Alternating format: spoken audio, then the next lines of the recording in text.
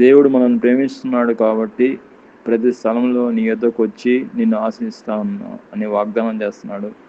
దేవుని వాక్యం ప్రశస్తమైనది, శ్రేష్టమైనది. నిర్గమకాండము 20 అధ్యాయము 24 వచనంలో ప్రతి స్థలంలో నీ యొద్దకు వచ్చి నిన్ను ఆశ్రయిస్తామని వాగ్దానం చేస్తున్నాడు. కాబట్టి నీవు మార్కెట్లో ఉన్నా, లేకపోతే నీ బంధువుల ఇంట్లో ఉన్నా, లేకపోతే నువ్వు జాబులో ఉన్నా, ఎక్కడున్నా కానీ దేవుడిని నువ్వు జ్ఞాపకం చేసుకో. ఎట్టి పరిస్థితిలో, ఏ పరిస్థితిలో ఉన్నా, ఏ సమస్యలు ఉన్నా, ఏ కష్టంలో ఉన్నా నీవు ప్రార్థన చేయందే బయటికి వెళ్ళదు. ప్రార్థన చేసుకో, దేవుని స్తుతించు. దేవుని స్తుతించడం ద్వారా దేవుడు నీ పక్కనే ఉంటాడు. అంత భాగ్యం ఇంకోటి లేనే లేదు.